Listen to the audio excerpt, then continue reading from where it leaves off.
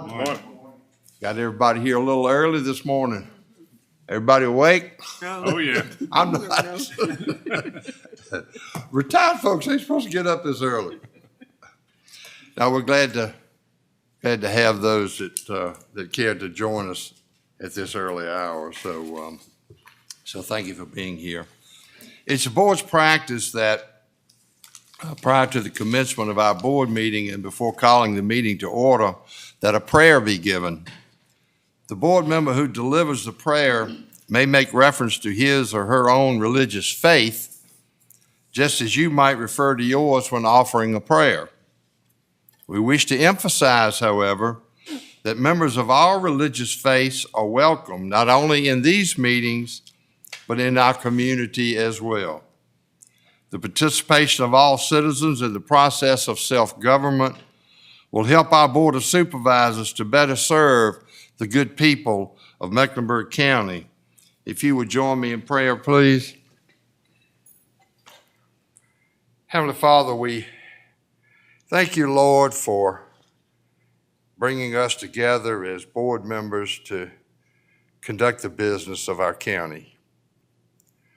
Lord, we seek your guidance, and Lord, we pray for wisdom as we make the decisions that affect our citizens. And Lord, this morning we want to lift up the family of our friend and fellow board member Charles Jones. Lord, their hearts are broken this morning. We also want to continue to lift up the family of Glancy Spain.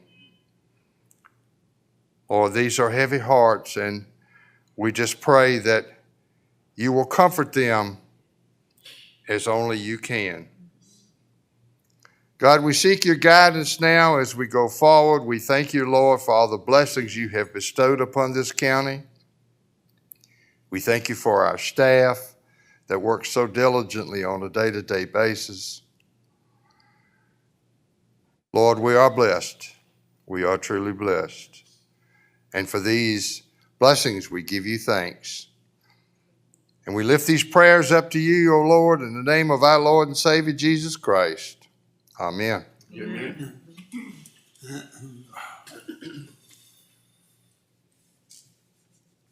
All right, at this time, I will call the meeting of the Mecklenburg County Board of Supervisors to order. Would ask that you please turn off your cell phones or put those on mute so we don't have those interruptions during our meeting. And I would ask that you please stand for our pledge to the flag. I pledge allegiance To the flag of the United States of America and to the republic for which it stands, one nation, under God, indivisible, with liberty and justice for all. Thank you very much.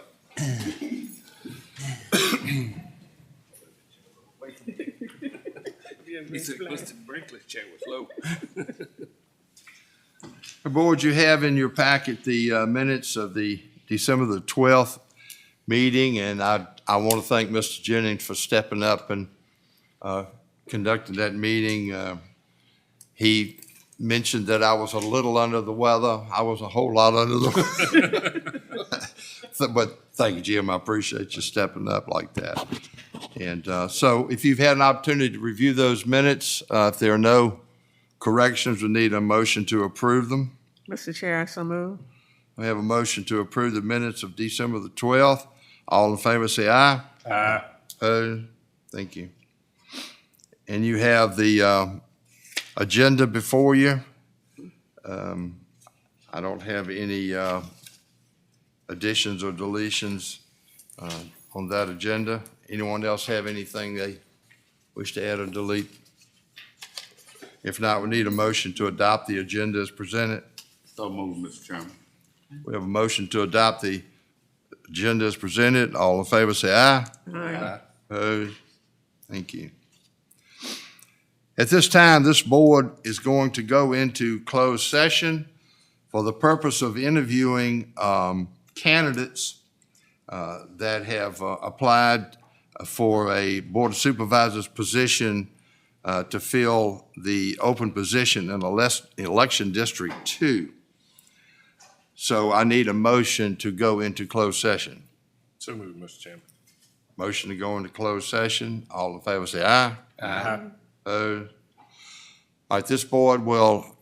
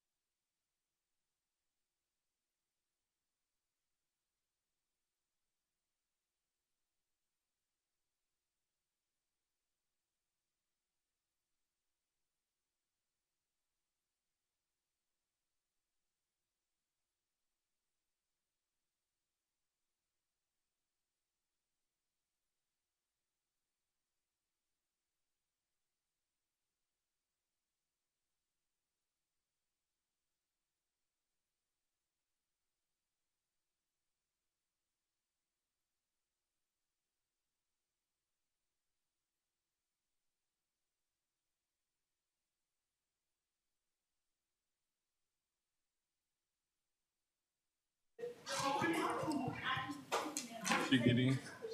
That would be nice.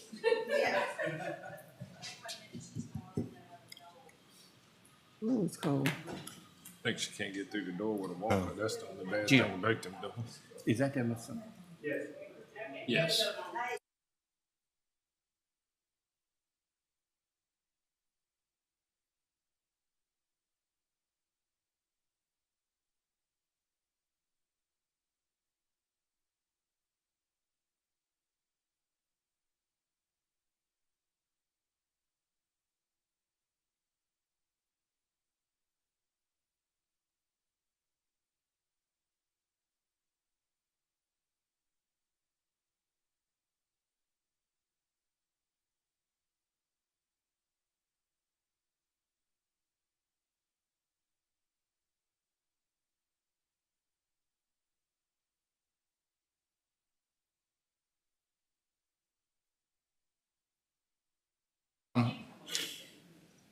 We're still in closed session, but I need a motion that we go back into open session. So move, Mr. Chairman.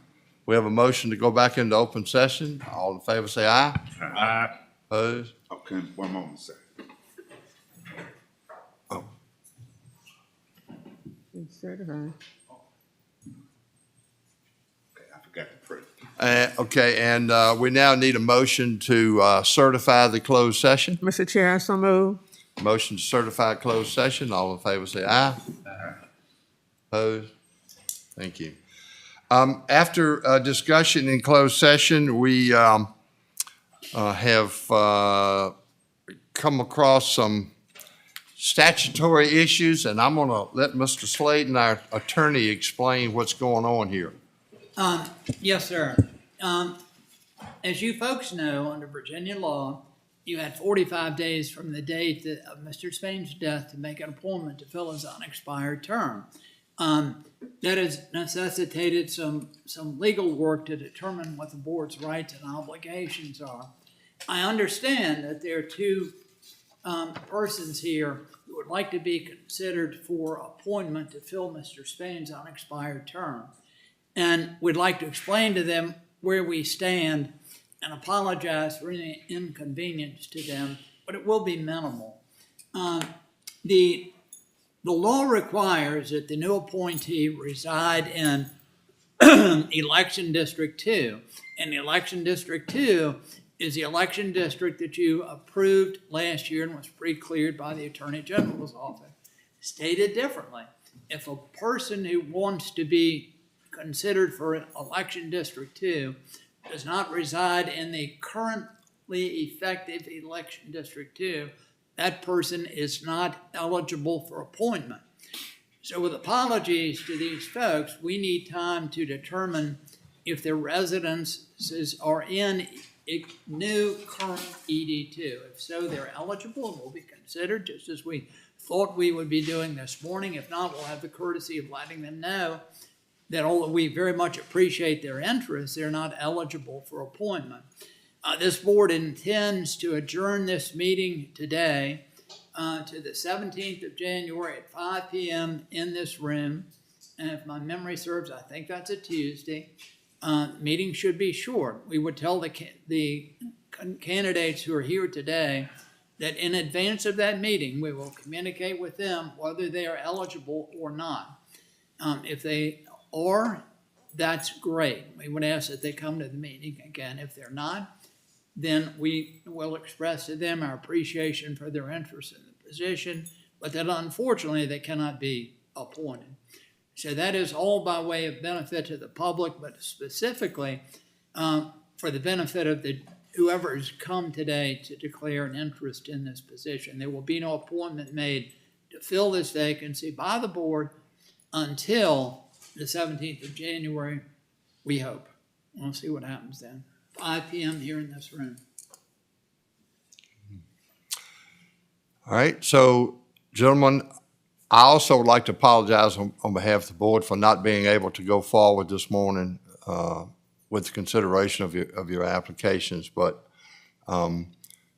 we will be in touch with you about this next meeting. And I'm gonna, if you have any questions, by all means, I'm gonna open the floor up and let you ask any questions you may have. Do you understand what our problem is? Okay. Yes, Honorable, I understand it, Jim. Okay, okay, well, I appreciate your understanding, really do, so. Okay, now, ordinarily, our, meeting would start at 9:30, and, we have, some matters to take up, that are very important, and we want to give people the opportunity to be here at what they think is our normal meeting hours. So since we are running ahead of schedule, I'm going to adjourn us until. Resolution first. Let's do this resolution. Oh, yeah, I'm sorry. Yeah, Mr. Jennings, we have a resolution honoring Ms. Fannie Falls Simmons, and I'm going, Mr. Jennings, if you would, Okay. thank Let's you. do it right here. That's fine. Bring them up to you. Yeah, if y'all wanna bring, Irvin, if y'all wanna bring your mother-in-law up, London. Yeah, come on down front. Yeah. She's like, I just got seated and got the chair No. warm.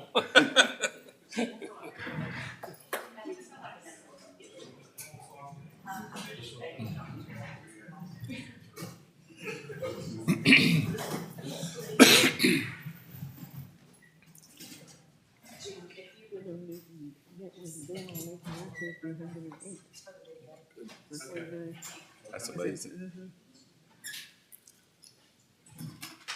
Good morning. How are you?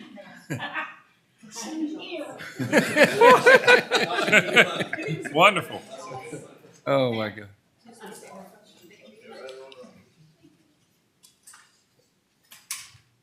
Very good. All right, I'm gonna read this resolution to you. At a meeting of the Board of Supervisors held in and for the County of Mecklenburg on January the 9th, 2023, in the Board of Supervisors meeting room of the Good Bank Building, the board, by unanimous vote, adopted the following resolution. Whereas the Mecklenburg County Board of Supervisors has learned of the recent 102nd birthday of Miss Fannie Falls Simmons, and whereas Miss Simmons was born in Mecklenburg County on December 13th, 1920, and whereas Miss Simmons graduated from Chase City High School in 1939 and married Thomas Taylor Simmons in 1942, and whereas Miss Simmons was the youngest of 14 siblings and has a family of her own consisting of 3 children, 4 grandchildren, 11 great-grandchildren, and 1 great-great-grandchild. And whereas she spent her life working in the textile industry and raising her children and grandchildren who are and have always been the light of her life. Now therefore be it resolved that the Mecklenburg County Board of Supervisors does hereby wish to honor Miss Fannie Falls Simmons on reaching her 102nd birthday. Congratulations.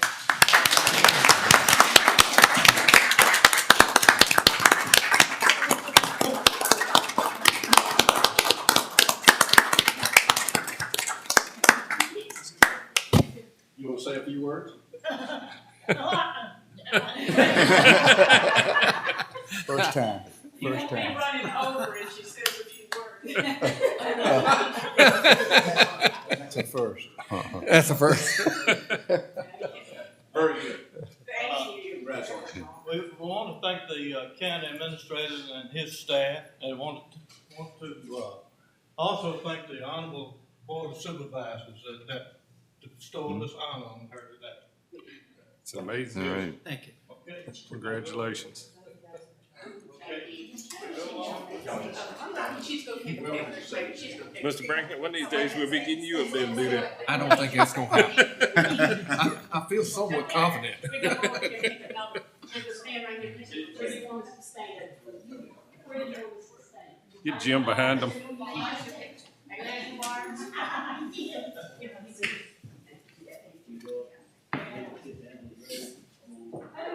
That's amazing. I want you to just stand right there and say hi.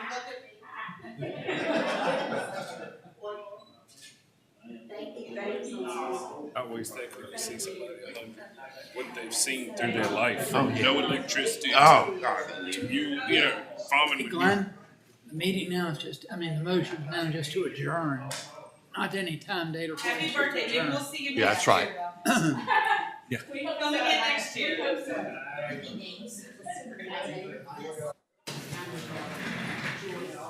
Okay, as I stated earlier, this board will adjourn until 9:30.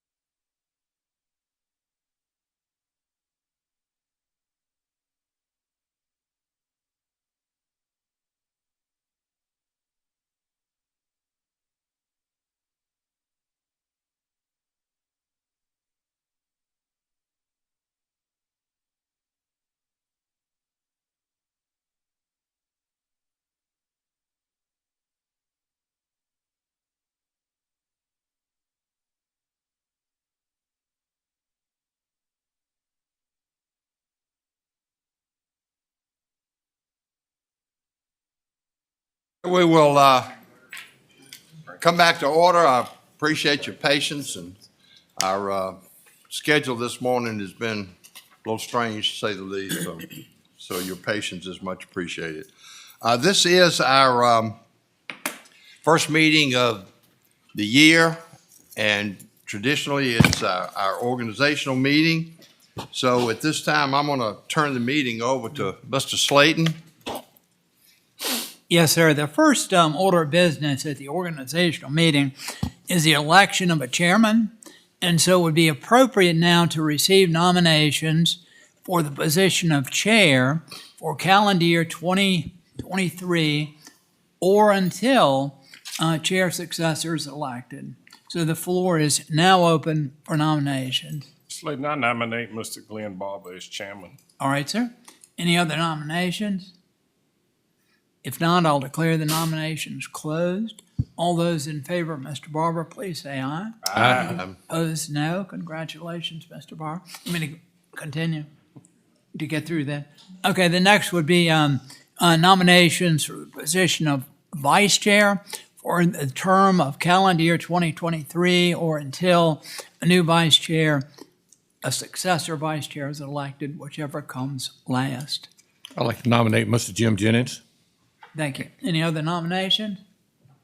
Move they be closed. Okay. Is there, there's a motion to close. All in favor, say aye. Aye. Now, I'll vote all those in favor of Mr. Jennings as vice chair. Aye. Aye. Opposed, no. Mr. Jennings, congratulations.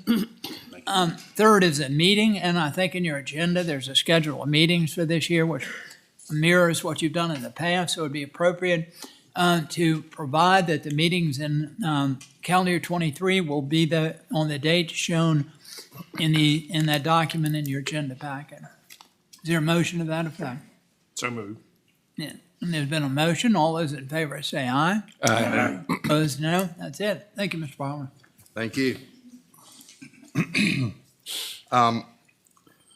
We'll have the committee assignments out to you very shortly. I'll get with Jenny on that today before we leave.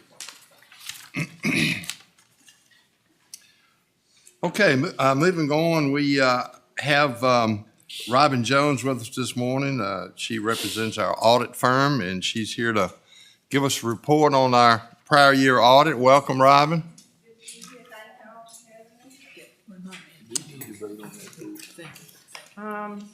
So I've handed out a small handout of just highlights of what I want to go over. The county got a clean audit, which is great, and no problems that we found. So just briefly, I'm going to go over some changes from the prior year audit that you might see in your report that has changed since last year based on auditing standards and accounting principles. So the first page that I've handed out there is our independent auditors report.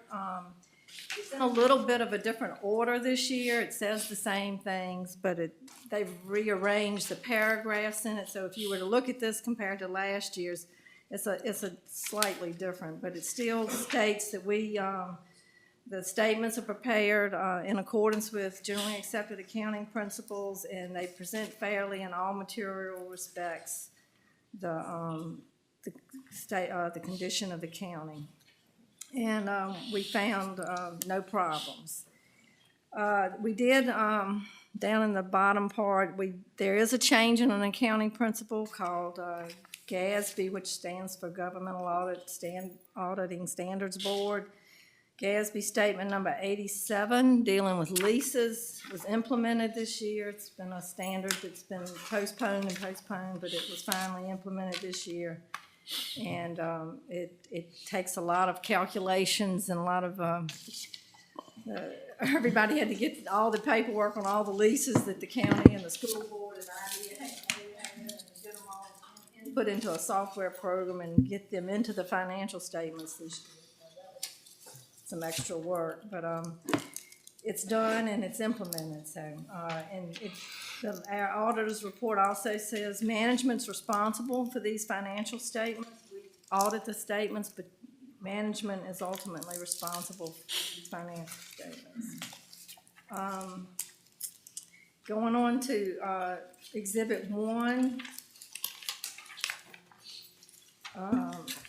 Your total assets for the primary government this year were $284 million. This year, your total assets and deferred outflows, total net liabilities for the county were $133 million, and total net position, which is basically your equity, is $144 million, which is a great position to be in that's your primary government, the county. School board, total assets were $39 million, and the IDA, total assets were $16 million.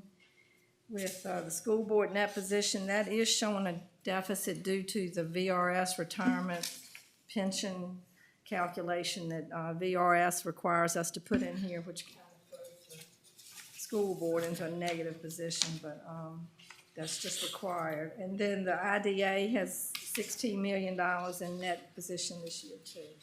That's on a full accrual basis, Exhibit 1 is.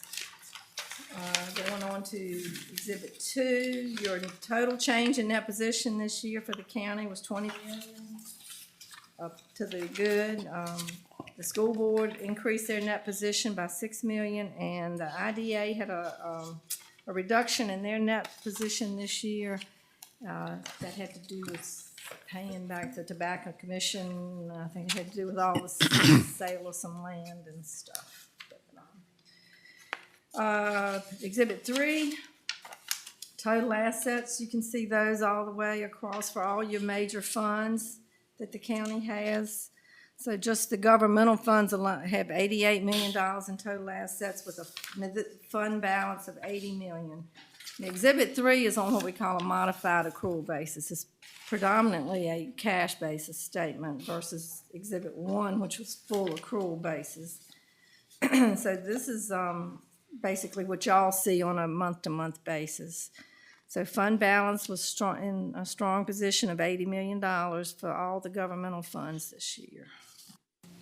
Going on to Exhibit 4, total change in fund balance this year, but just the general fund, it was up $2.9 million. And then you can see capital outlay was up 1.4, and going on across. Now the school capital outlay fund had, but that was the completion of the school. That showed a $10 million that was spent in excess of revenues for that, but that's the completion of the school. And you had bond proceeds to cover that. So. All right, going to page 30. This is where we discussed, actually it's page 30. 29. It discusses the adoption of new GASB standards. And again, there it mentions statement 87 on the leases. And we also adopted statement 93, which that really doesn't apply to the county. And then statement number 9, GASB statement 98, just a minor thing. They used to call this the CAFR. I don't know if y'all have ever heard that term. CAFR, Comprehensive Annual Financial Report. Well, due to some discrimination thing, they have changed the name to Annual Comprehensive Financial Report. So it's now your ACFR, not CF.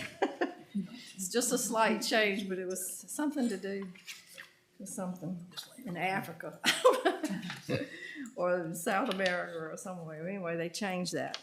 So if you ever don't hear CAFR anymore, it'll be that.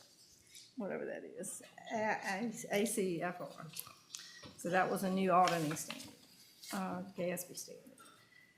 Okay, page 33. You will now, in your notes to the financial statements, see a note on leases. That's number 5, leases receivable.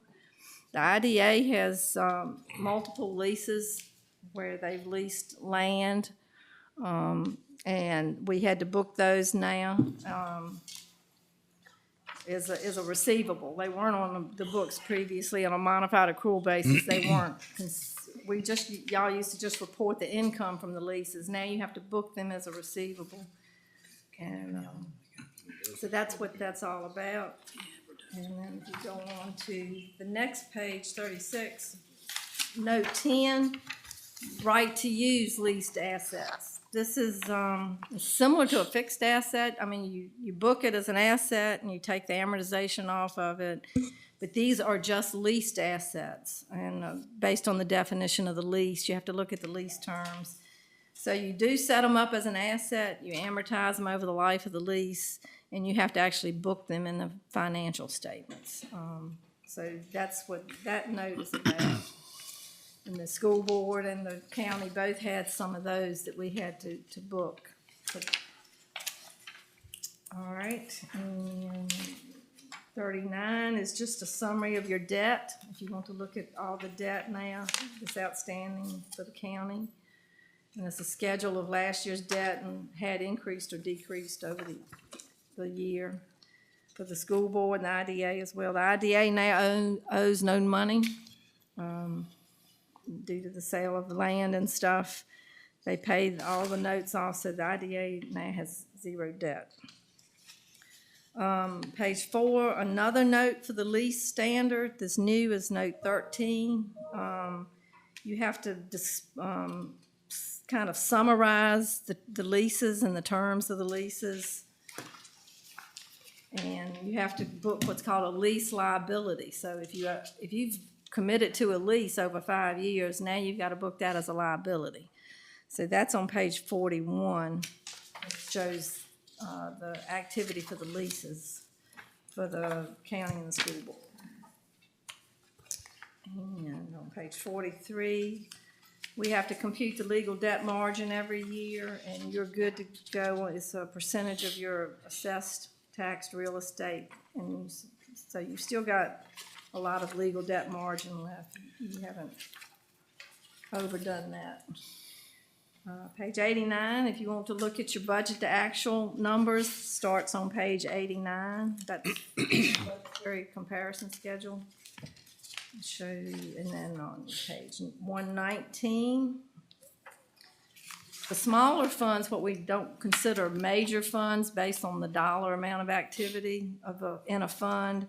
These are your smaller governmental funds if you want to see what makes them up.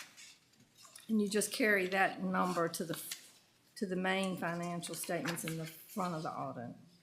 So that's pages 119 and 120. And the school board activity and balance sheet and income statement are on pages 123 and 4. That shows activity for the school board for the year. Your IDA activity is on page 130 and I got 130 on there twice. It should be 131. But that's in your big binder. You can look in your big audit and see that. We issued 2 more auditors reports other than the main one that was in the front that we just went over. You got one that's in accordance with government auditing standards. And everything was fine. I've highlighted that we did not identify any deficiencies in internal control during the audit. Page 135 is another report we're required to do based on federal money that you receive, and it's called the Uniform Guidance. The county falls under this area, and so we have to issue a report on this, and it says that we did not find any problems with the major federal programs that the county had this year. And page 40 is a schedule of expenditures of federal awards. This is a summary of all the federal money that, this is the first page of it, that the county had. And the last page in the audit, page 143, this is required by uniform guidance, is a schedule of findings and question costs. And this is the page that is like I say every year, it's like your report card. It shows you that we had a clean opinion, no modifications, no material weaknesses or significant deficiencies were reported. You did not have any non-compliance areas for anything, and that you are what we consider a low-risk auditee because you've gotten a clean opinion at least in the last 3 years. So that's basically the end of the audit report. So I'll be glad All to right. answer any questions. Yeah, I do have a question. Back at the beginning, the second page, page 9. Excuse me. The school board, fund shows a deficit net Right. position. Is that mainly as a result of booking the pension liability? Yeah, if you look up in the liability section, see the net pension liability Right. is 21.5 million. So, But the fact that that's running at a deficit, that doesn't present us any problems as far as state code or anything like no, I think almost every school board in the state of Virginia is like that. that? Okay. Because Okay. that number for the teacher pool is just so huge Right, in the okay. state of Virginia. Okay. Yeah, that's been there since they implemented that. That's, GASB 68 is what they call that, back when that was implemented. No, as long, y'all don't have any bonding issues or anything, so I don't know the state knows it's out there, but Right. it's just like it says, the whole state of Virginia. I think every school board we do has that, so. Right, okay.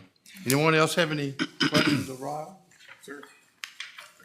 We did I asked Nancy to be here since Sandra could not be here, Sandra Langford, and just because she worked very hard with Sandra, me and Robin, especially she did the new lease program.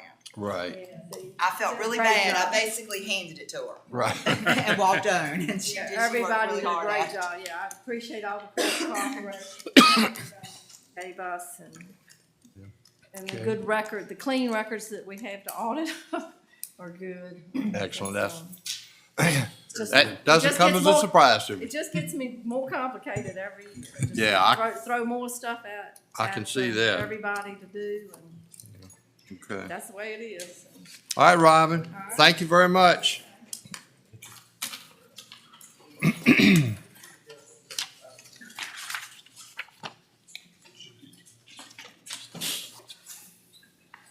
All right, we've got several public hearings that we'll be dealing with here. I want to remind everybody about the protocol for our public hearings. This also includes our public comment session.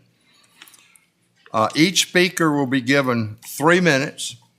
The time limit will be strictly enforced. There's a timer light to the left of each speaker. When the green light turns yellow, the speaker will have 1 minute remaining. When the yellow light turns red, the speaker's 3 minutes have elapsed, and we will ask you to conclude your talk at that time and ask that you please respect that time limit. Citizens' comment is an opportunity for individuals to address the board. The board will not answer questions or engage in dialogue with any persons addressing the board during citizens' comments. That does not mean that we're uninterested in what you have to say. But if you have questions or things that that we need to look into, investigate, whatever, if you'll give your information to our staff, they will deal with that subsequently. And we'll need your telephone number, email address, and so forth. If you want to speak at public comment session, we ask that you sign up at the back of the room. There's a sign-up sheet back there, and would appreciate you doing that. You do not have to sign up in the sheet back there for the public hearings. Okay, so our first public hearing is dealing with the Comprehensive Plan Review Appeal, Antlers Road Solar Project. Mr. Hendrick?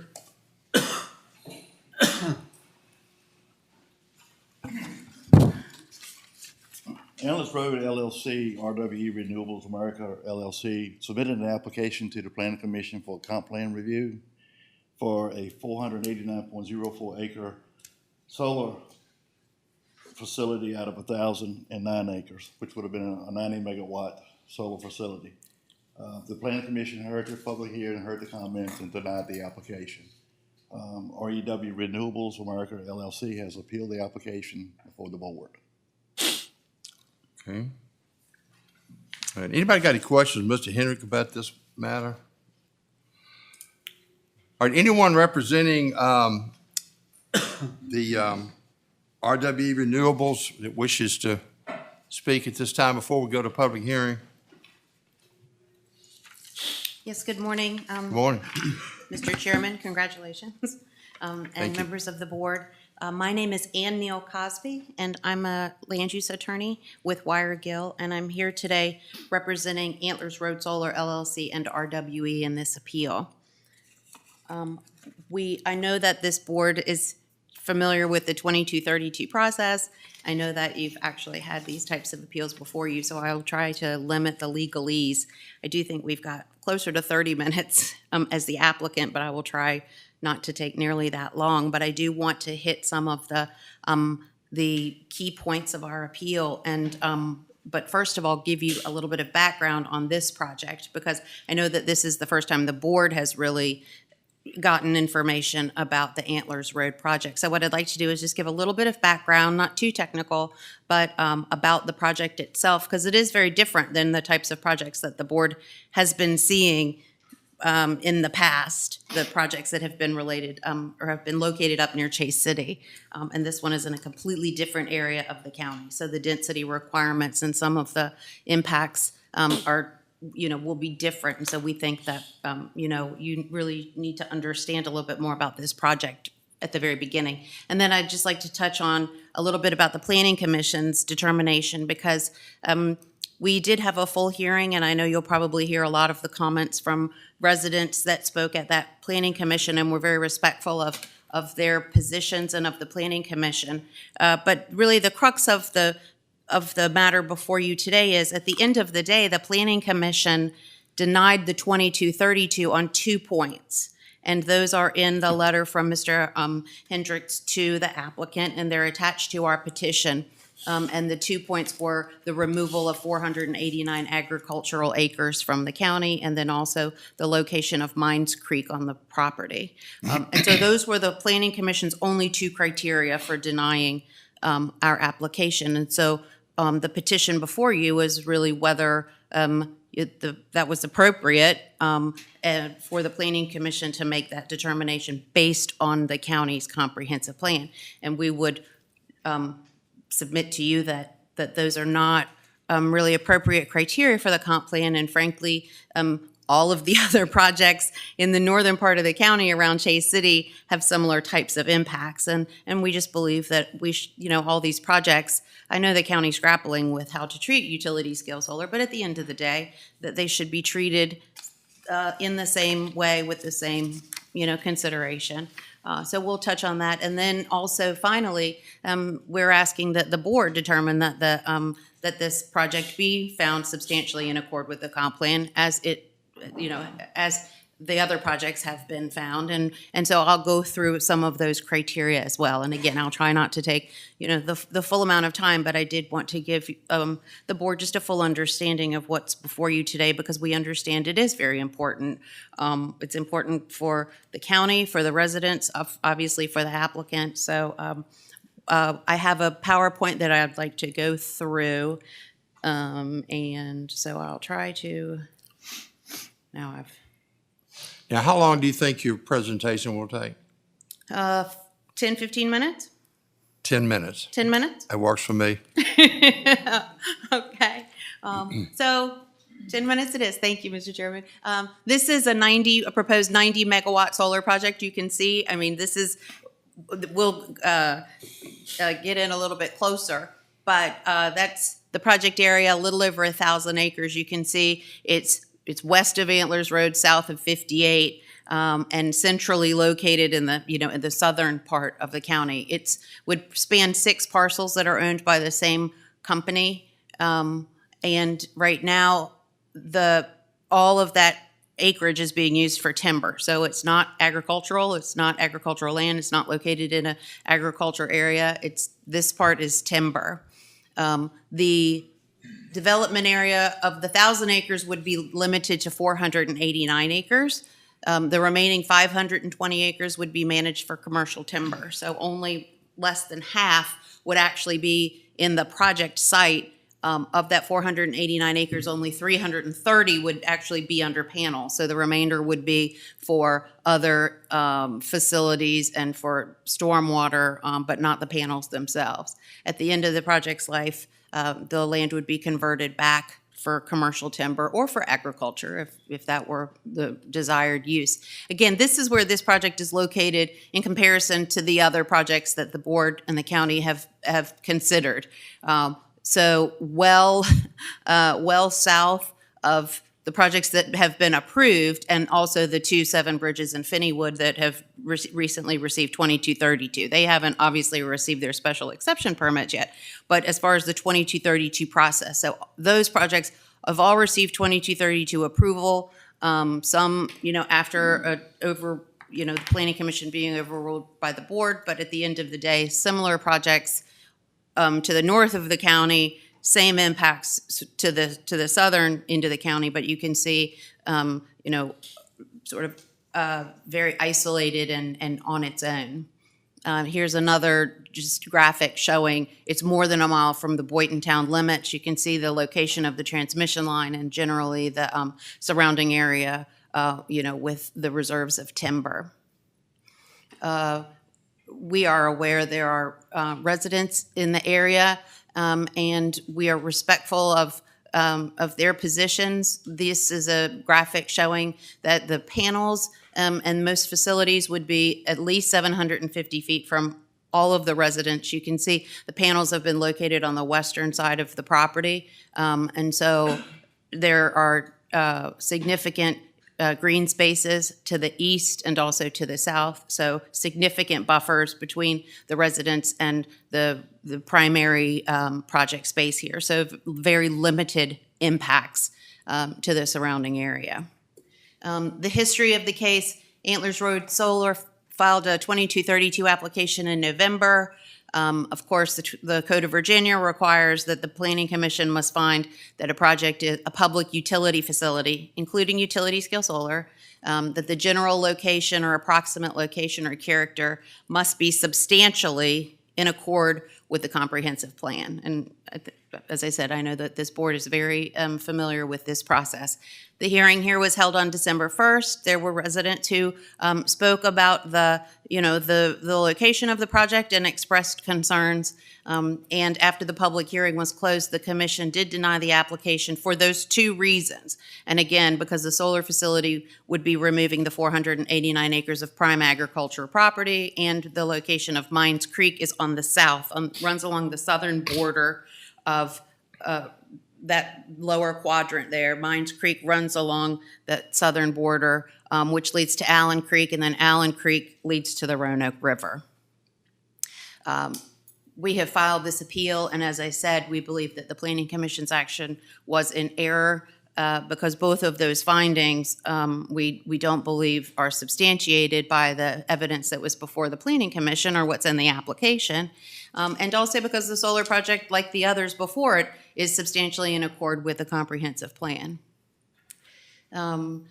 With regard to the commission and its determination, the 489 acres, again, no portion of this property is currently used for agricultural purposes.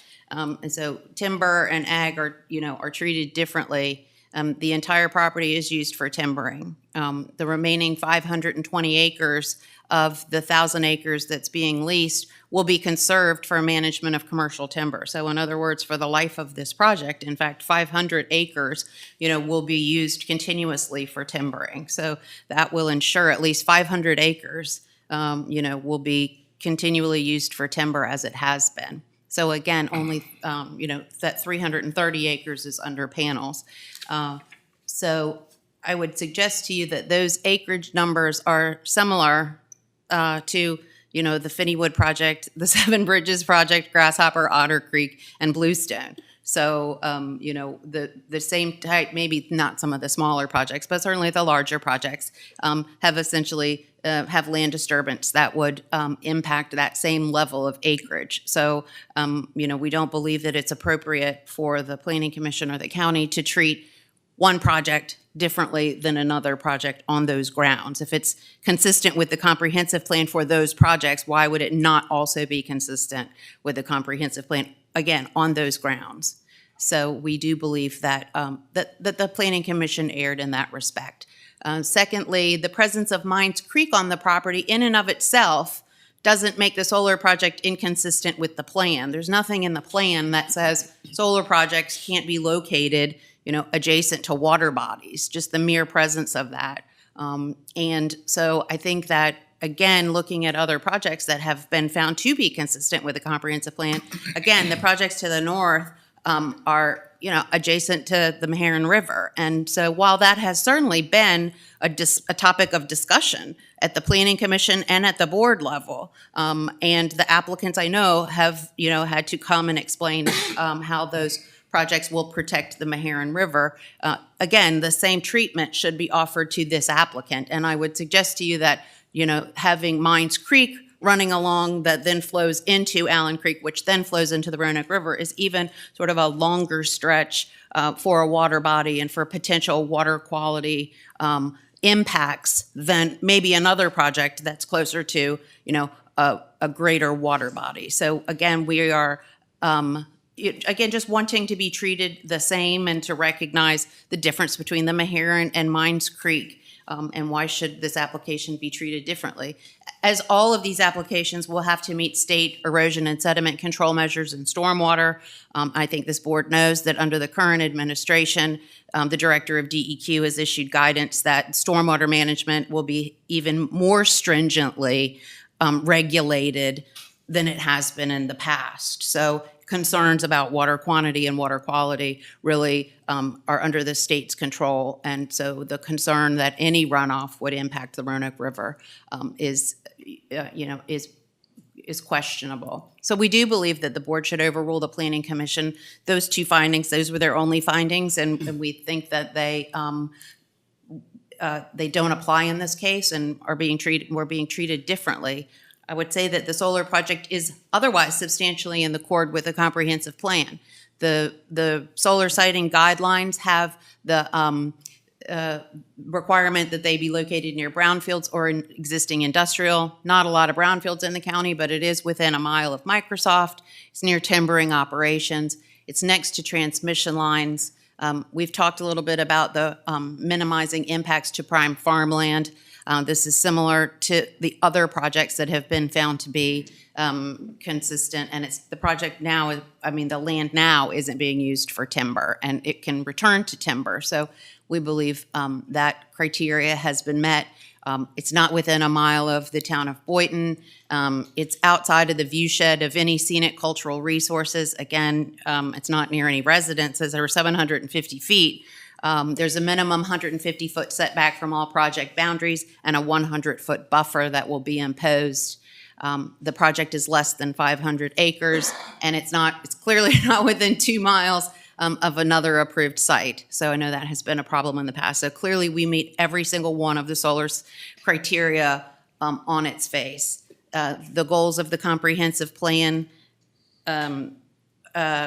are in our application, but as far as the natural resources, economic development, as with other projects, this project meets those criteria as well. So again, we thank you and we ask for approval of the 2232. All right, thank you. Thank you.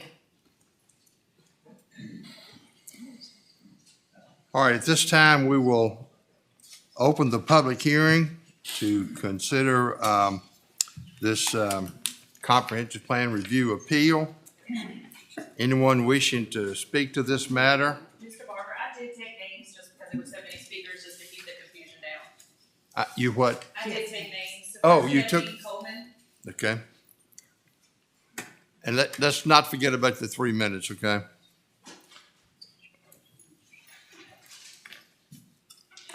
Mr. Chairman, members of the board, my name is Gene Coleman. I'm a lifelong resident here in Mecklenburg County. and I appreciate you all giving us this opportunity. I am also a adjoining landowner to the Mount Scott Holding Company LLC property.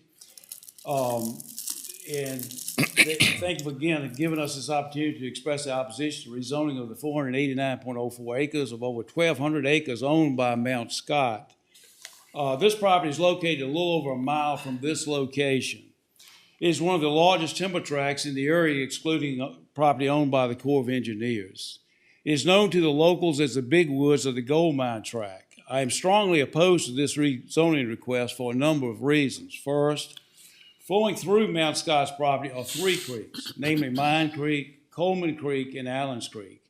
Allens Creek is the longest creek in Mecklenburg County and is very close to meeting the designation of river according to some sources. Allens Creek flows into Lake Gaston between John H. Kerr Dam and the water intake of the Roanoke River Service Authority. Will sediment from excavation enter these creeks and travel into the Lake Gaston watershed be problematic? Two, Mount Scott's property has historic significance to this county. In the late 1980s, Dr. Shelton Short, head of the Department of Natural Resources and the Forestry Department, come to Borden for a special ceremony designating areas of this property as special places in the forest due to the numerous gold, silver mines from the mid-1800s. Mecklenburg County is one of the most prosperous, pristine counties in Southside Virginia, where solar farm proponents seem to be preying.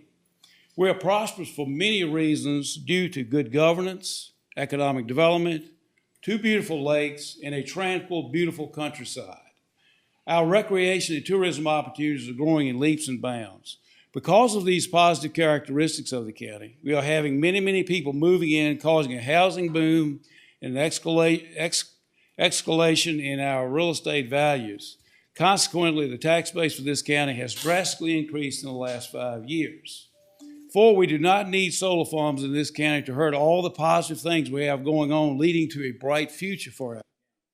Solar farms are unsightly, not efficient, destroying productive scenic land. They will destroy development around them and lower the land value of adjoining property owners. No one wants a solar farm in close proximity to them, including the proponents of this solar farm. Construction of solar farms enrich a few and hurt everyone else.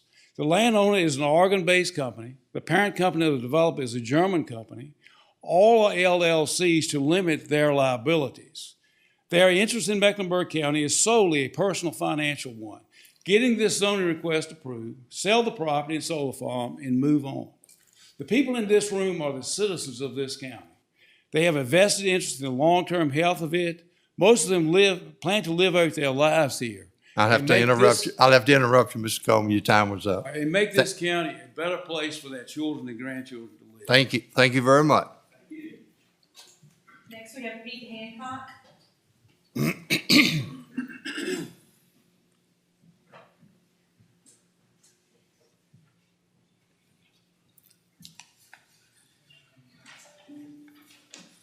Morning. Morning. Mr. Chairman, board members. My name is Pete Hancock. I'm the Timberlands manager for Roseburg. I'm responsible for managing the timberlands owned by Roseburg Resources Company and Mount Scott Holding Company in both Virginia and North Carolina. The family that owns the timberland in Mecklenburg County has also maintained a successful forest products company for over 85 years. Although they are Oregon-based, in just the past few years, the company has expanded to Virginia, North Carolina, and South Carolina. The company culture is to support and benefit the communities that its operations are located. We've hired locally, but also recruited new team members to move to Southeast Virginia and Northeast North Carolina. We are committed to local communities by supporting charitable giving programs, matching funds to those causes that are important to our own employees. Roseburg as a company and the Ford family supports economic development for rural communities that have sustainable positive benefits.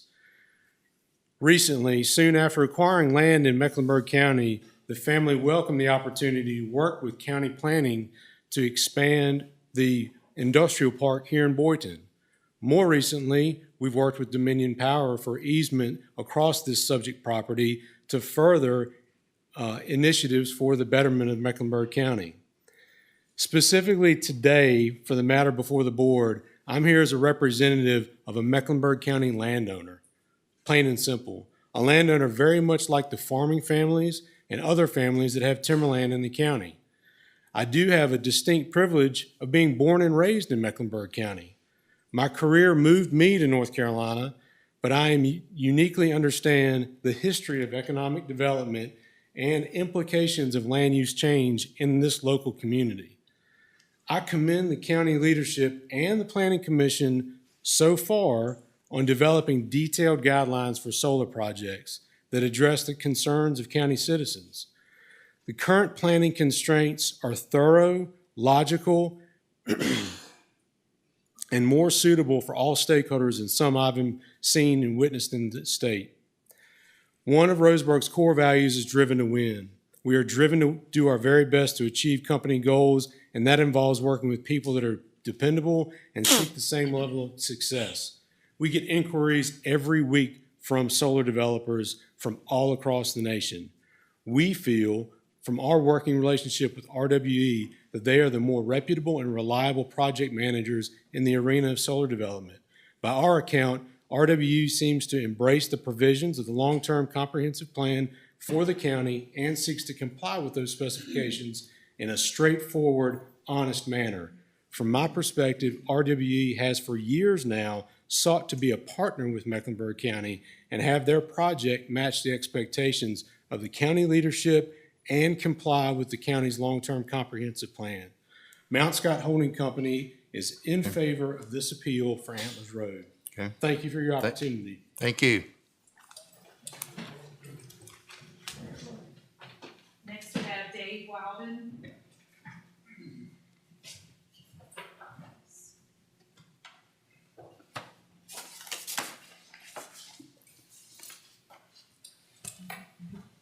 Good morning, members of the board and chairman. My name's Dave Wilden. I live at 3999 Antlers Road. I have lived there for 39 years. That's the place I plan to make my retirement home, which I've been doing for the last 39 years. And I do not think this solar farm is a good idea for the residents. There's 3 creeks in the borderlines of the solar farm project. You got Allen Creek, which was mentioned, you got Coleman's Creek and Mine Creek. Of course, you know Allen's Creek goes into the river between the dam and Steel Bridge, and it goes down to Gaston Lake. So any contamination's heading your way. The proposed solar site is behind 13 residents. It starts at Charles Dunn's house and it goes all the way down to the Upton place on the right-hand side. On the left-hand side is eight residents, okay, that can be involved in this. So you're talking about what, 21 homes, residents going to be affected by this solar farm project? 13 of them are having in their backyards, what they say, 750 feet or 150 feet from the boundary lines. And it's just not applicable for the residents. You know, there's so many of them, that's 21. 21 residents that you're going to be affecting. Most of the lands I see on the solar farm, there's no houses around them. Why are they going to put them in a place where there's so much housing and creeks? Another thing, it's going to take away from wildlife. One of the reasons I moved up here and plan to retire here is because of the wildlife. You're talking about deer, pheasants, turkeys, and wildlife like that. We worked 25 years in that area getting the turkey population upgraded, and we got more turkeys now than you can count back there. This is all going to ruin that. It's going to fence it in. They're not going to be able. They may fly in there, but I don't know what they're going to do about deer population, because there's a lot of deer in that area also. Like I say, it's going to take away from the wildlife. If you want to look at a good solar farm example, go over on Spanish Grove Road and look at that site over there. It looks a mess. All the panels are going every which way. They're not aligned. They have mud all over the place, red mud. And I think they're building a transformer or something. They got red clay making a road across Spanish Grove Road to get to the site. It's just really untidy. So like I say, I'm against the solar farm project, and I hope you all listen to what we have to say. Thank you. Thank you. Next we have Charles Jackson.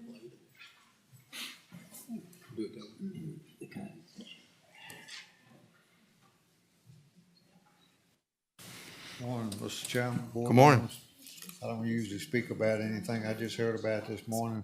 I'm just not in favor of solar power at all. Well, not these big farms. I think it has an effect on the environment, not a good effect. Like he said, the wildlife, and Gene Coleman put it very good. I think it just makes China richer, because most of the things are made in China. So I just want to say I oppose it, and I hope y'all take more consideration to the landowners and the neighbors that these things are coming into. Okay, thank you. Thank you. Betty Upton.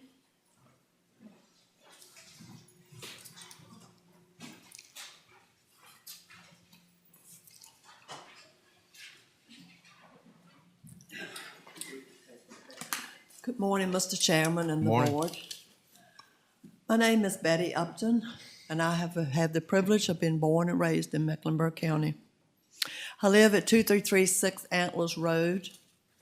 I also own additional property, 2520 Antlers, 275 Antlers, and 2749 Antlers, where this solar project is proposed. I am a cattle farmer, and every one of these properties of mine would be affected. I'm totally against this project. This project would come down and butt right up to my 2749 property. I mean, almost right up to the house. There are creeks on this proposed property. The Mines and the Coleman Creek, they run on both sides of my properties. These creeks are water supply for my cattle. And also my granddaughter has horses which drink out of these creeks also. I can't afford to lose cattle from contaminated water. When a solar farm comes into an area, the first thing it does is devalue the land around it. In this particular case, with all of the trees and that's in the proposed site, they cut them all down whether they're ready to be cut down or not. They scrape off all the topsoil. This packs the dirt so hard that the rain can't even get into the dirt. So therefore it runs off and you have erosion. It also affects the wildlife and the native vegetation, including loss of habitat, and interferes with rainfall and drainage. Solar panels are made of photovoltaic cells which contain toxic materials such as lead, which are harmful to human health and the environment at high levels. When these panels break down, these toxic materials leak into the soil. So when this happens, these toxic materials are going to leach into the creeks that are the water supply for my cattle. This land is not ours. This land has been loaned to us. We're supposed to take care of our land. We're not supposed to try and destroy it. There's a solar project in California that I was reading about that kills 6,000 birds a year. Who's to say that it's not going to do that here or affect other animals as well? I am totally against the solar panel farm, and it is very detrimental to my farming operation. Thank y'all so much for this opportunity. Thank you. Dan Wilburn.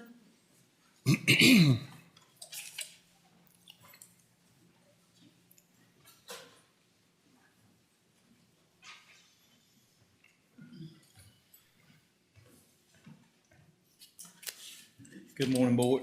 Morning. I could probably stand here and talk to you for 30 minutes about why it's not a good idea, but I'll try to keep it under 3.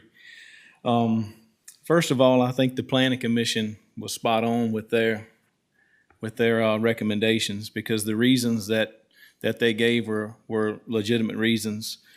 I'm a Mecklenburg County resident, a farmer, and a logger. And first of all, I'm a little bit upset at the fact that she didn't include agriculture as far as timber goes, because I cut timber every day and I consider it an agricultural product.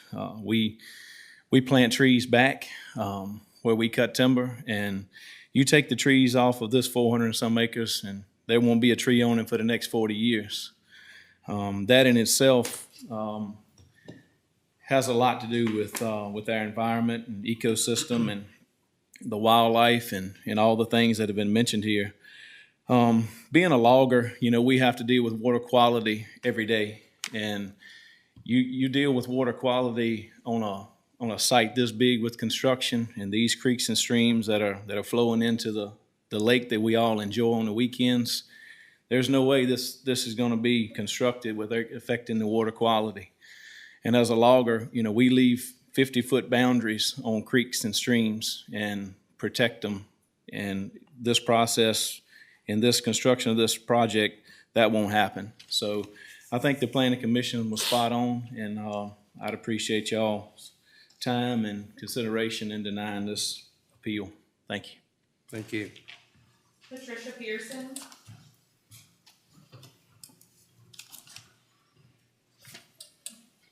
My name's Patricia Pearson. I have road frontage on Antlers Road. I moved here 30 years ago to raise 2 children, grandchildren, and now I have great-grandchildren. For clean air, quiet, abundance of nature, wildlife, low traffic, just a royal life. In the Mecklenburg Sun, a newspaper, December 28th, article read solar energy on the rise. Well, the 3 projects were approved in Chase City, 2 others are in the works, and nothing was mentioned about the Antlers Road project up for voting. I wonder if this has something that's being a secret or hidden from the public. Requested maps from the first meeting, and no one had ever gotten it. I did see one speaker here have a map. On the internet research, if you look on the dark side of the solar panels, just to list a few of the toxins of the heavy metals used to make the panels is cadmium and lead, hydrochloric acid, sulfuric acid.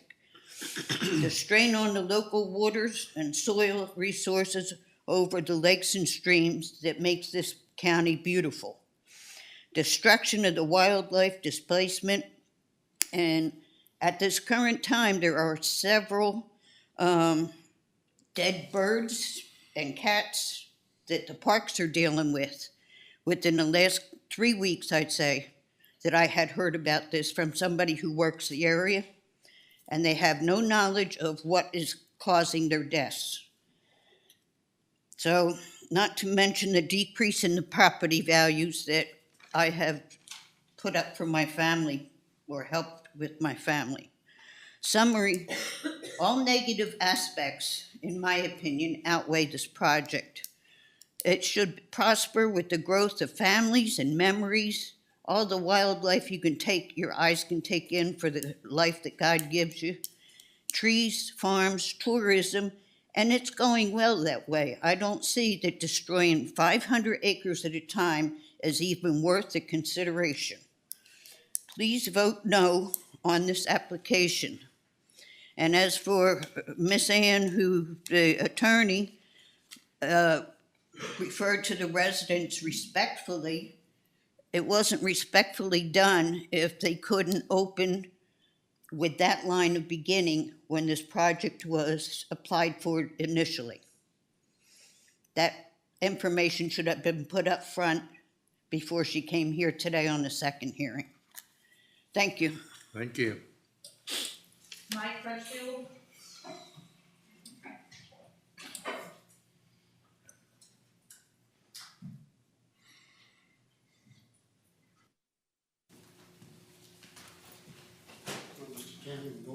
Morning. I'm against this project because it cuts down all the trees that give off oxygen and take in carbon dioxide, and it's agricultural land, it's not just woodland. and the trees keep the temperature cool around them. You ever been where it wasn't a tree? It's hot. Trees keep us climate down, and that's why I'm against it. Thank you. Thank you. Chairman, that's the last one I have unless somebody else. Ma'am. That's the last one I have unless somebody else didn't sign up. Anyone else wishing to speak at this time? Yes, sir, come forward.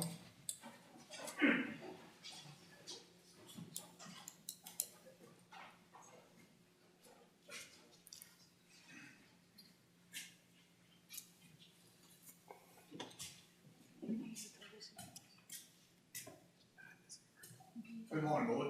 Good morning. Glenn, do you know it was 43 years ago we were chasing kids across a baseball field? You old as I am. We're getting pretty old, Jimmy. We are 75.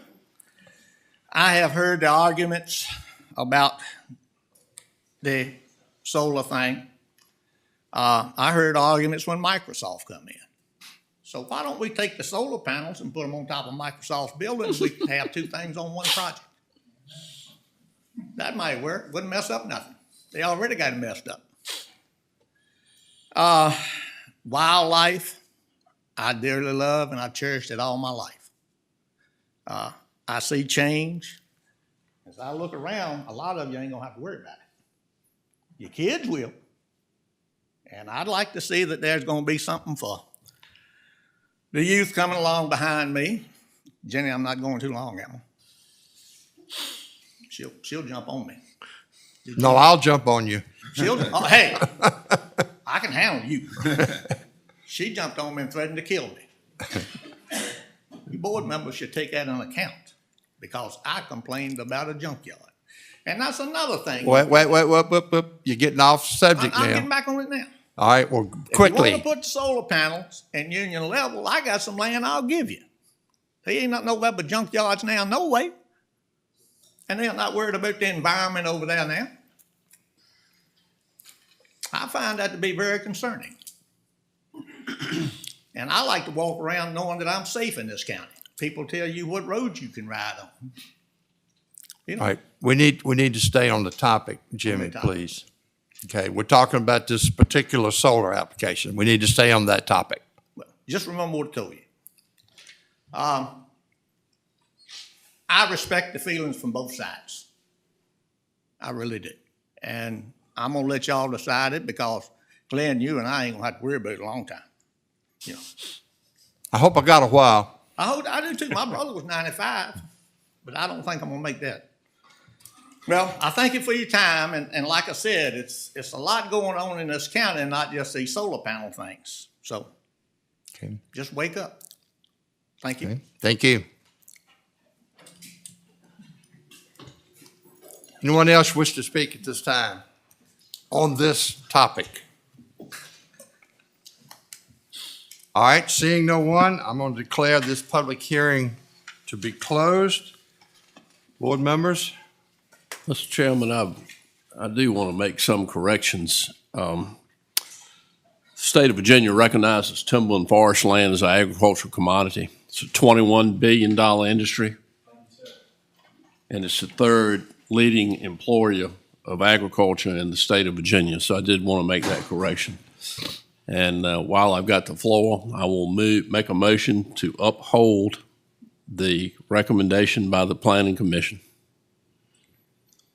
Okay, all right. Incidentally, the Planning Commission did vote 9-0 to deny the application.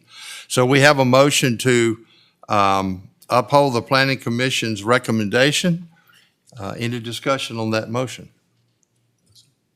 All in favor of that motion, say aye. Aye. Opposed? Okay. Thank you. So the appeal's denied. All right, next we have a special exception permit application from Jeffrey Melton. Mr. Hendrick? You have an application by Jeffrey Melton for a special exception permit as a hobby mechanic. Robert, hang on just a minute. Anyone who wishes to clear the room, please do so. And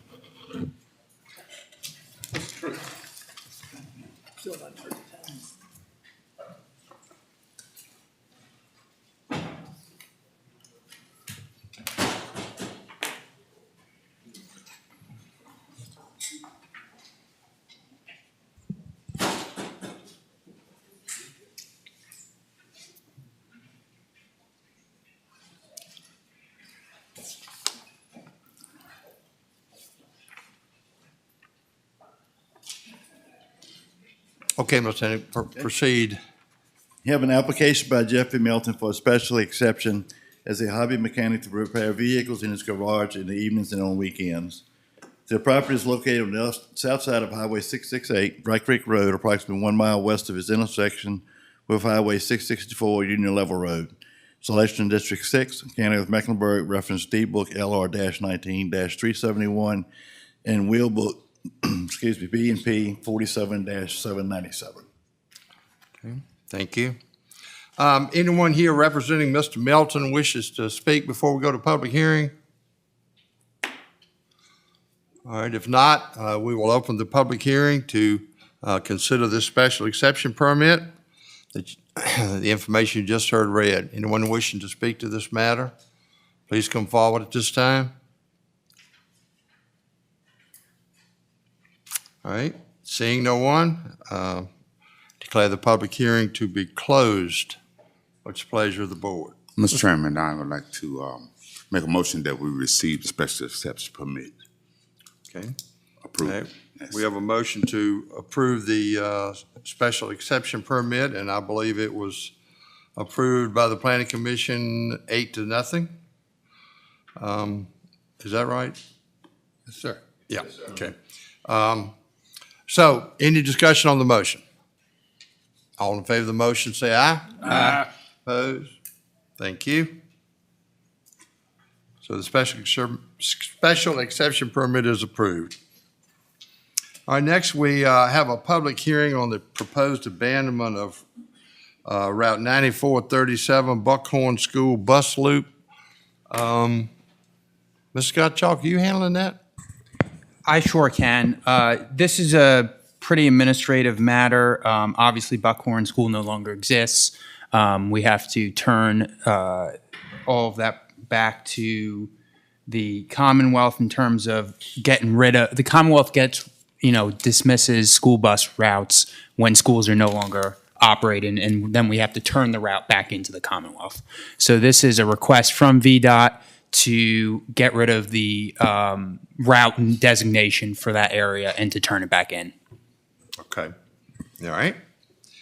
Any questions on that before we go to public hearing? All right. I will now open the public hearing to consider this abandonment of Route 9437 Buckhorn School Bus Loop. Anyone wishing to speak to this matter, come forward at this time.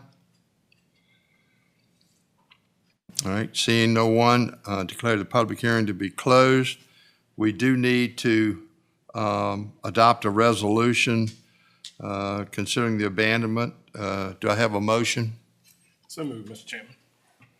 All right, we have a motion to adopt a resolution to abandon Route 9437 Buckhorn Bus Loop. Any further discussion?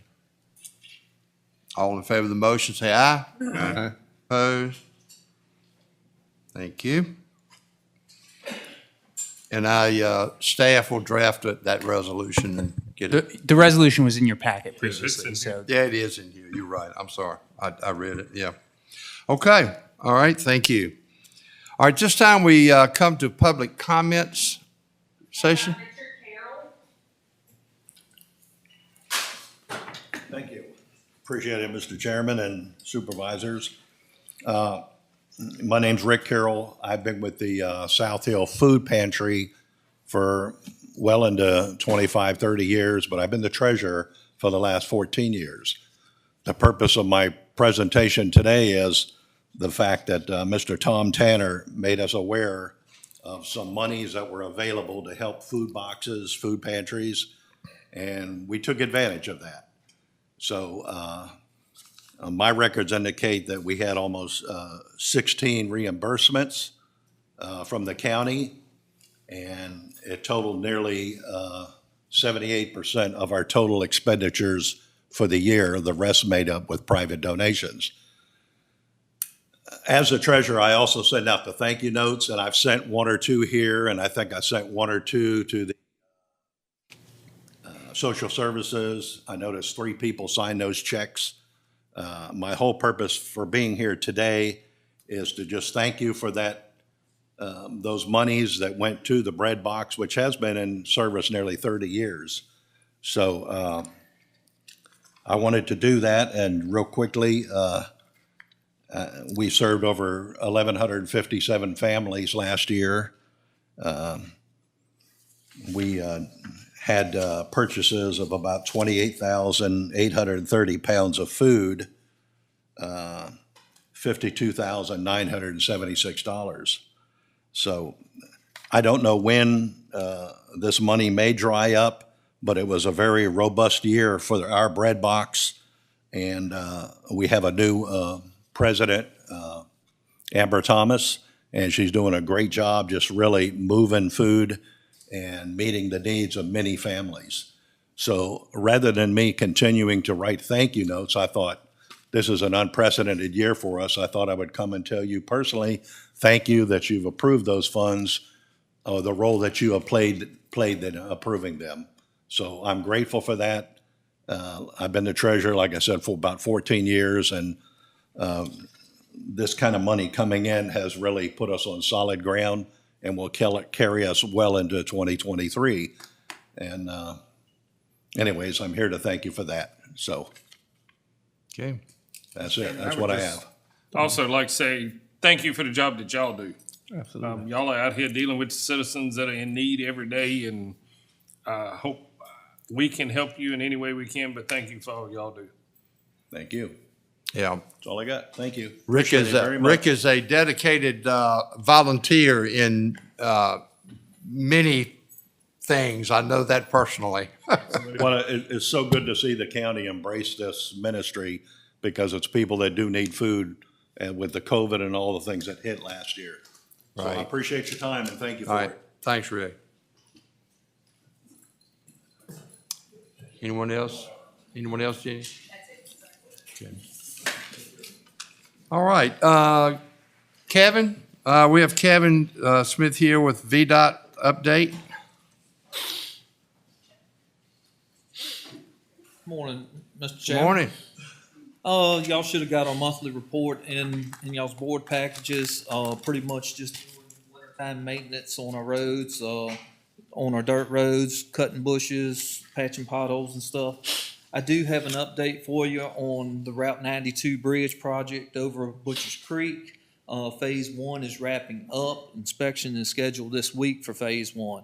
After the inspection, Phase 2 will begin. Traffic will be switched over into the other lane, and and they'll start working on the other half of the bridge. The project is still on schedule, and the completion date is still on target for June 29th, 2023. Other than that, we'll be watching the forecast, be ready to pre-treat roads as needed, and fight whatever snow we get this coming winter. That's all I've got, unless y'all have any questions. Anybody got any? I do have one. I know on some of the roads in the area, y'all have been putting some of the rumble strips along this center line. Is it any plans to do that to any of the other roads? Yes, sir. I have not seen the official list of where the start and stopping is, but I know Route 47. Trying to think, 138 is going to be on the plans. Like I said, I don't have the plans on the stop and start lines and stuff, because they take in consideration houses and stuff like that. Okay. But I will inform the board whenever those projects will start, which we're expecting sometime spring, summer of this year. Okay, very good. All right. All right. Thank y'all. Thanks, Kevin. All right, next we have a report from the Joint Education Committee. Ms. Lundy? Thank you. Joint Education Committee meeting, Mecklenburg County High School, Baskerville, Thursday, December the 15th, 2022, 3:00 p.m. Call to order. The meeting was called to order by Claudia Lundy, Committee Chair. Roll call. Members present, Claudia Lundy, Board of Supervisors, Ms. Dora Garner, School Board, Mr. Glenn Edwards, School Board. Also present were Mr. Wayne Carter, County Administrator, Mr. Alex Gottschall, Deputy County Administrator, Mr. Scott Warner, Assistant Superintendent, Mr. Brian Dalton, Executive Director of facilities and maintenance, and county clerk. Adoption of the agenda. Adoption of the agenda. Mr. Edwards made a motion to approve the agenda. The motion was seconded by Mrs. Garner, with all committee members voting in approval. Information item. A, final review of the new Milton High School. Mr. Dalton provided information regarding the completion of the new Milton High School complex. The anticipated close date of all punch list items will be January or February 2023. A final certificate of the anticipated close date, a final certificate of occupancy will be given at that time. An LED sign is being constructed at the Highway 58 entrance of the complex. Members discussed adding row markers to the main event parking lot. Members also discussed if the new complex was fully staffed, how many long-term and short-term subs were teaching students, and the cell phone policy. B, update on the Clarksville Elementary School project. Mr. Dalton provided the proposed layout of the new Clarksville Elementary School. The contract to design and build the new school is with Blair Construction and Grimm and Parker Architect. The plans for the new building are in the conceptual design phase. Members discussed the key features of the design, including early childhood education accommodations, the proposed gym, playgrounds, parking and traffic flow, and the assimilation of the new parts of the existing building in the new design. Demolition will start after the end of the school year, and the estimated completion date is in 2025. Work on Chase City Elementary will begin after the completion of Clarksville Elementary. The school division will retain the Bluestone High School property until Clarksville and Chase City are completed. Members' remarks, there were no remarks. Adjournment. Mr. Edwards made a motion to adjourn the meeting with the second by Mrs. Garner. All members voting yes to adjourn. The meeting was adjourned at 3:34 p.m. Thank you. All right. Thank you. So there's no action that this No board action, needs to no. take. Just information, yeah. All right, County Administrator's Report. Mr. Gottschalk. Thank you, Mr. Chair. Today, we go through the normal packet items first. The initial item is the building inspector's report. I think the big thing to call out there is the continued unabated development of new housing in this county. That's a stark contrast to new construction across the country, which has slowed down, but certainly in Mecklenburg it has picked up, and we had more this time than a year ago. On the zone administrator's report, I'd like to call out the continued increase in erosion and sediment control plans that we're facing in the county. To that end, we are in the process of hiring a dedicated position in that office that will handle only erosion and sediment control inspections, because that has become a growing component of the workload downstairs. The animals warden's report is in front of you. The sheriff's report is subsequent to that. We had a letter received from VCU Health marking that we have paid and complete on a pledge that was made as part of their last capital campaign. So that is a completed action item at this point. In terms of the broadband update, I have in my hands a listing as of the end of December. The number of feet installed regionally is 293,000. The Tanglewood and et cetera project is at 124,000 feet of fiber installed as of the end of calendar year 2022. That covers 2,480 pass-ins and 746 current subscribers. Overall, as of January the 4th of this year, Mecklenburg had a total of 1,841 active Empower accounts with another 151 applicants pending. So that's the latest update from broadband. The next item that was in your packet is informational about the 2023 holiday schedule. Mecklenburg generally conforms to the holiday schedule set forth by the Commonwealth of Virginia. I will note that in 2022, the day before Christmas Eve was a full 8 hours from DHRM, and in 2023, that is currently set at 4 hours. So that is something to, remember later down the road, if you want to be so generous. And then the last item we have here in front of items, and this is an action item at this point. We did receive a bid last week for the elevated storage tank at the Roanoke campus, 500,000 gallon tank. We received 2 bids at that opening. The first one, the lowest bid, was from Phoenix Fabricators and Erectors with a total of $2,118,411. Phoenix previously did work here in the county. They did not bid for some recent projects, but now they're back in our market. So that's welcome to see another possible contractor here.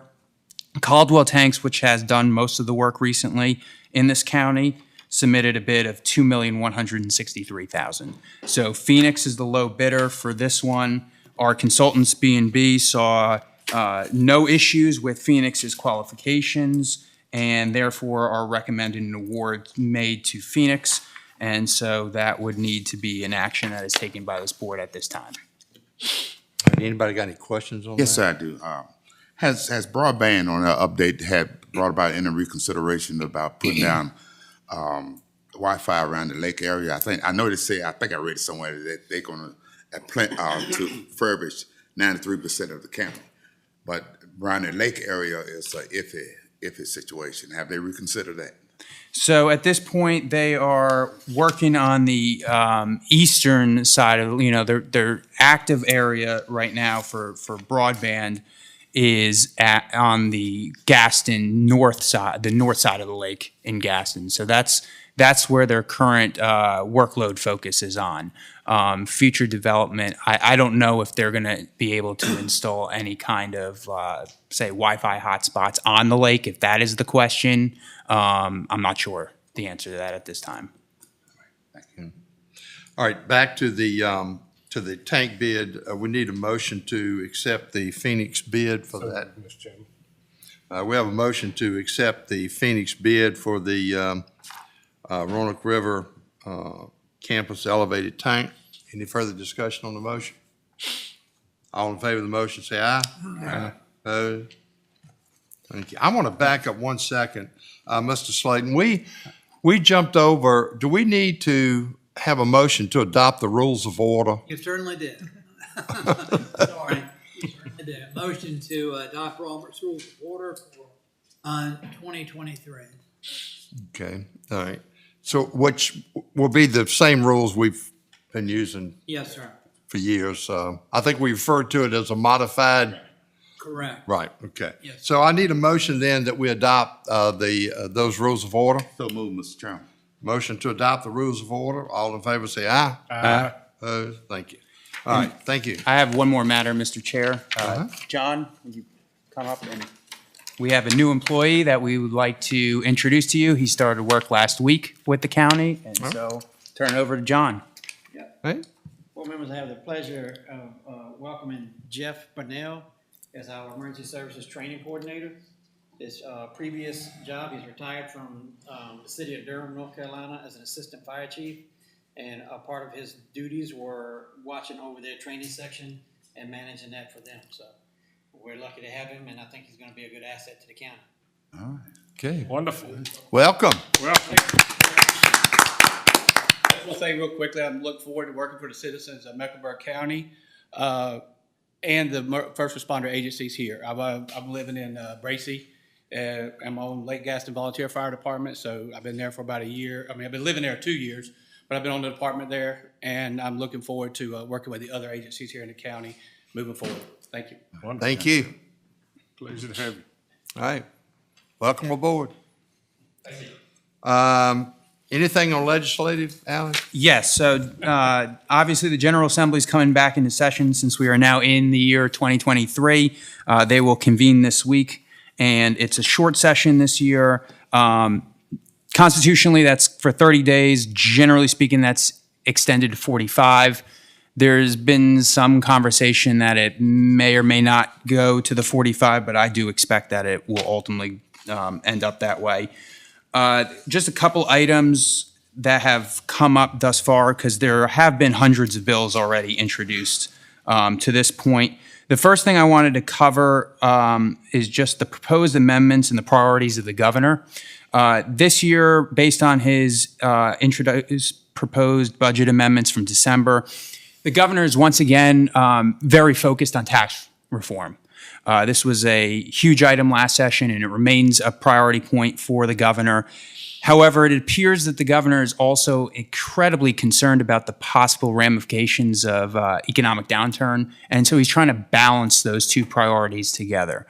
So what the focus has been is a lot of contingent approvals, whereby they would reduce tax rates, namely on income tax, personal income taxes, as well as corporate taxes, if revenues from the governmental sector continue to increase. And if not, then the authorization for those tax reform proposals would no longer be effective.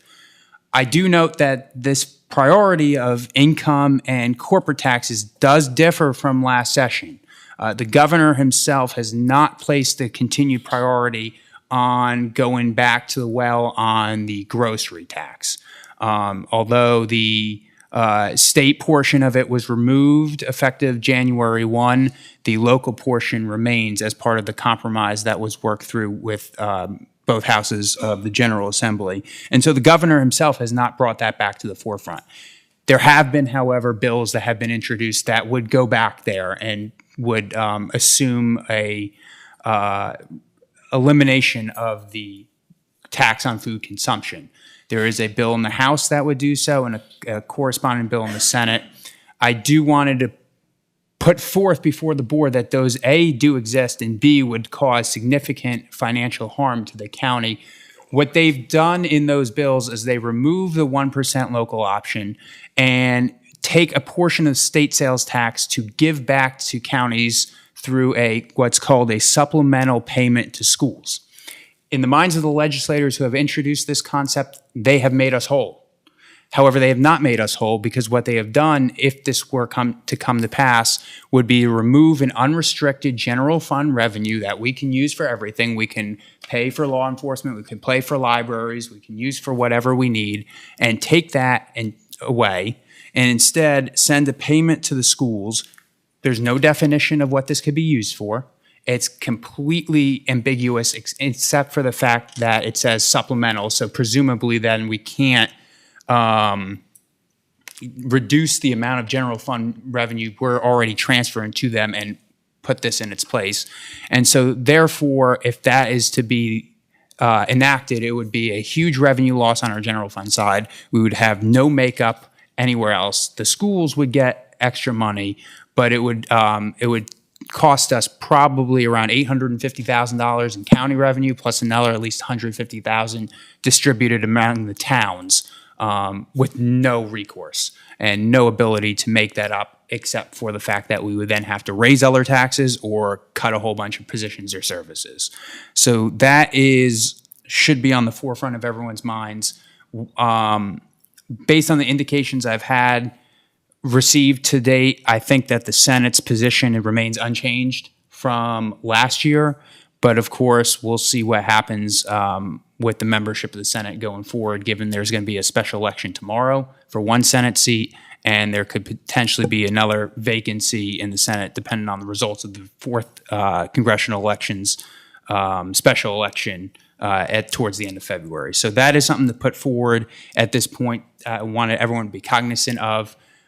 There is also one additional grocery sales tax bill that is out there right now, and that was offered by Senator DeSteph over the weekend, and that would make it the ability for all localities to have a local choice on the local option. So that is another possibility that is now out there. So that's the grocery tax point I wanted to make. The only other bill that I wanted to point out at this right now is that there has been an introduction of a bill related to declaring EMS an essential service. Previously, it was indicated that there would be a very comprehensive bill that would be coming forward. If there is one that has not dropped yet, all that went out was a very, very slight bill that made one amendment declaring it essential service and not including any of the other aspects that were previously discussed about, mainly from the government perspective of a study that would look at potential Commonwealth assistance to local governments for the provision of EMS. So that is not out there yet, and certainly we hope that will be forthcoming because that would certainly be helpful if there was aid to us in the same way that there's assistance for firefighters or assistance for law enforcement. So that is something to keep an eye on. And then the last item I wanted to address is that you might have heard that the governor has proposed a strong increase in site development in the Commonwealth. However, if you read the language in the budget amendment set forth for that, it is site development that would be controlled by the Commonwealth and not by localities. There is a money put into place that would allow VEDP in partnership with DGS to find and select up to 3 sites in the Commonwealth to invest money in.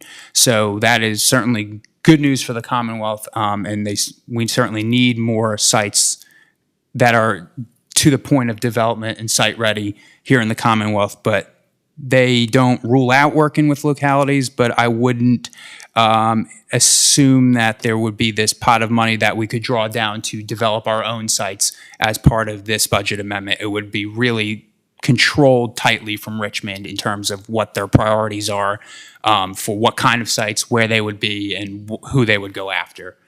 So those are the highlights at this point that I'm watching for the legislative session that commences. But of course, every morning when I get up in sometime between 5 and 6 a.m., my first thing to do is see what bills get introduced. So maybe there'll be more stuff tomorrow morning and the day after. So these 3 sites, would they be like mega sites? Yes, they would be mega sites. They would also be assumingly developed towards whatever purpose that is valued by the Commonwealth that we may or may not have at this point in time. So I would presume they would be industry specific, but that would be a VEDP governor's office conversation. Okay, got you. And Great. No, cool. I was just going to ask, as far as grocery tax, my understanding from what I've seen, VACO is opposing the change. That is correct. VACO's position currently is the same as ours, to retain the compromise that existed coming out of the last session, which would preserve the right of all localities to have the 1% local option untouched. Because we kind of see how well the reimbursement from the car tax worked out years later. Yes. You know, they have good intentions to start with, but sometimes down the road it doesn't work out that way. This would be slightly better than that, in that it would come from an actual revenue source. It would come from the state's portion of the sales tax rather than be an annual appropriation out of the budget. But it's not controllable by us, and therefore it's subject to amendment at any time. Sure. Would it be appropriate, Alex, I gotta ask you, you follow this and you need to respond quickly. The first issue he mentioned is a potential for $1 million effect on the county. Would it be appropriate for the board to authorize Alex to draft what he thinks would be a board's response as these things develop and change, send it to you, and let you have a certain amount of time to let him know if you don't approve it, and let him send it if he doesn't hear from you? And of course, if any board member wants a special meeting to meet on an issue, you could call that. But that would give Alex the flexibility to be responsive. The thing about meeting once a month when the legislative be over with. session doesn't cut it. We already covered, that was part of the point of the legislative agenda that was adopted in November. It can, yes, it does, yes. Okay, great, That was already foreseen. Yeah. great, okay. All right, Thank you, sir. all right. Thanks, Al. Appreciate that. All right, you have in your packet the Lake Country Regional Airport minutes. That's for informational purposes. We have a bio from Deborah Crowder. What position is, That's- Planning Commission. Yeah, Planning Commission. Okay. Mr. Jimmy Perea is going to retire from that. right, And he's my I wasn't appointee. sure what that was. Do you want to do that now, or you want to wait till we get? Well, we'll go right down, we'll go down the list. The first one that we got is, as a vacancy on the, on social services due to, the passing of Mr. Glancy Spain. And his term is effective until June 30, 2024, so we need to fill that spot. Mr. Chairman, I'd like to make a motion, we put David Brankley in that position. Okay, all right. Mr. Brankley, you comfortable with that, I presume? Yes, sir, I'll work on that. Okay.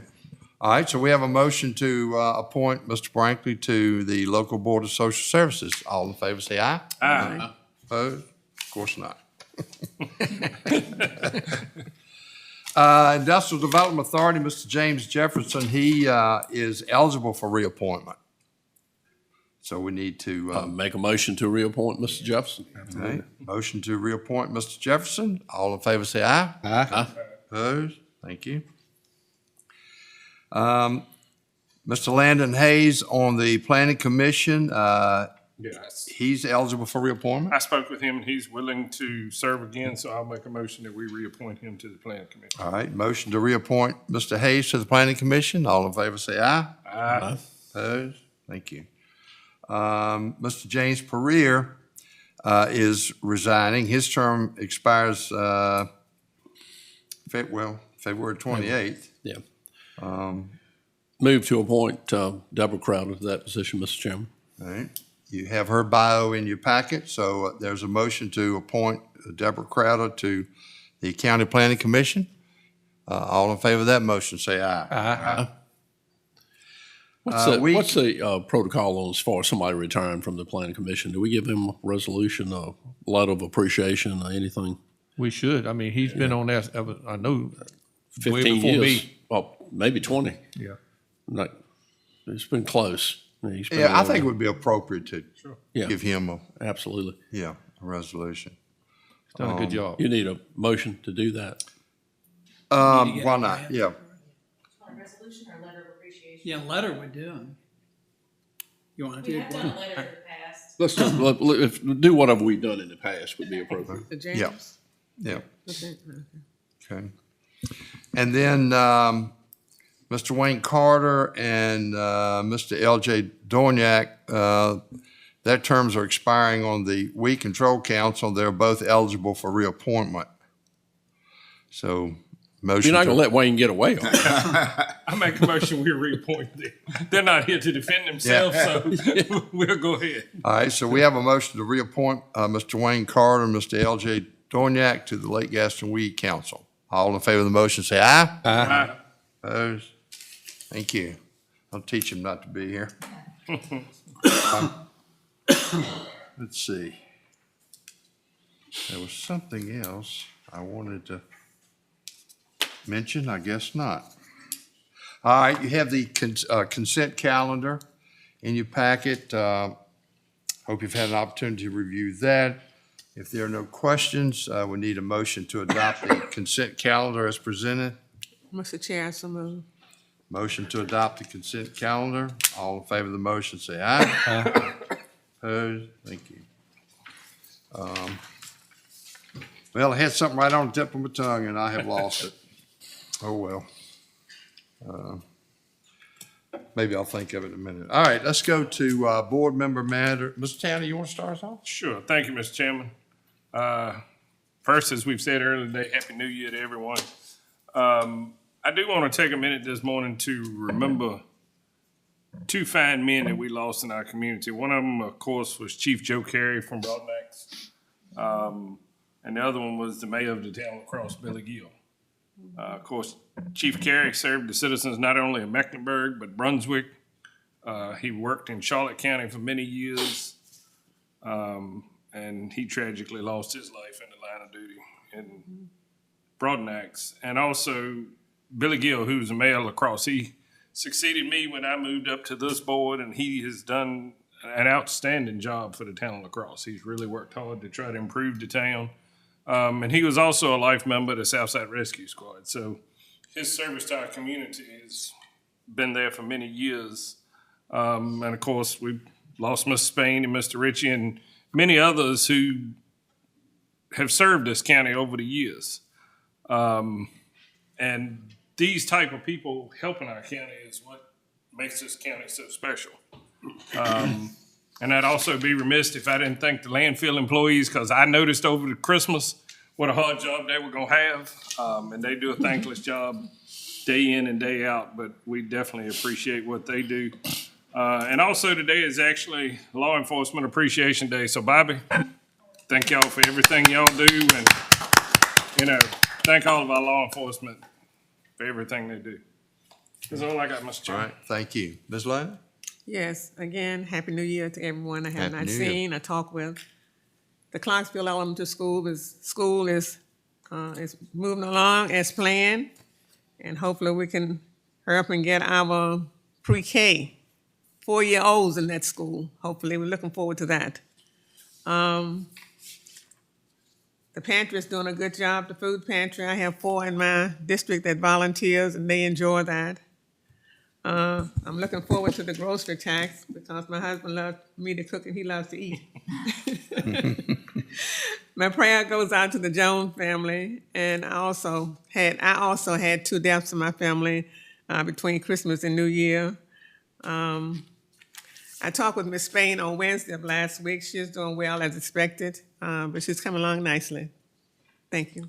Good, thank you. Mr. Franklin? Well, I can't help say, but, Mr. Carl come in here this morning and, he come in here to thank us. And, we do the little easy thing. We write the check. And it's so many like him out there that gets out there and works, puts a tremendous amount of time into thinking. It's just like the people you talk we lost at what they did for the county.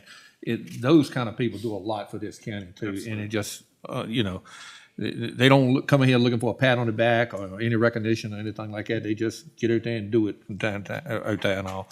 And just congratulate Mr. Barber for chairman again, and Mr. Jennings. We handled that a whole lot better than the Congress did this past week. Didn't take us 15 rounds. 18. 18, how many? The other thing, I'm gonna hop on probably my favorite subject, these solar projects. They come in and say, and Mr. Jennings mentioned something about agriculture, and timber and all. They said, well, we're just gonna cut 500 or 600 acres of timber and replace it with panels. And, the timber is very important. I don't know what a lot of you realize, but, USDA and a lot of big companies right now are creating this, what they call a carbon market. And it's to help take the carbon dioxide out the air and the soil. And a lot of the things they do, they pay in farmers and foresters, to maintain the trees, the grass. If you're out with pasture, hay land stuff, they want you to let your grass grow a little high because it's collecting that carbon dioxide, and the trees, pulling it in too. And like if Mr. Jennings planted soybeans, they insinuate you a little bit to put cover crops on them and stuff like that. I mean, there's a lot of things, and that helps really us more so than maybe way up the road or something, because if everybody does that. So, here we are, we're talking about we're giving up our trees and stuff like that. We talk about the solar thing being green energy. Well, I think we already trying to do our part, and we don't need to lose that. And then you jump on water.